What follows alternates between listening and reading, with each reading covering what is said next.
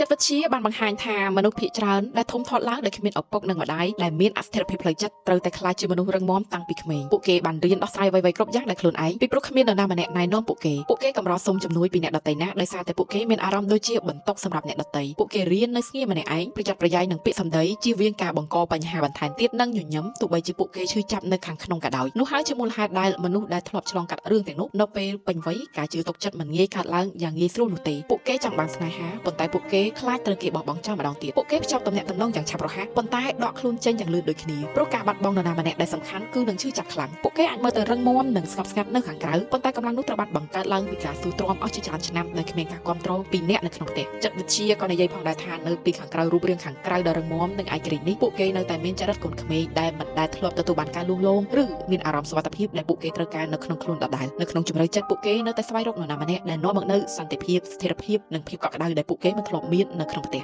ហើយមិនថាពួកគេមើលទៅរឹងមាំប៉ុណ្ណានៅខាងក្រៅអ្វីដែលពួកគេពិតជាចង់បានពិតប្រាកដគឺកន្លែងសុវត្ថិភាពដើម្បីសម្រាប់ឲ្យផ្លូវចិត្តរបស់ពួកគេមានសុវត្ថិភាព Godale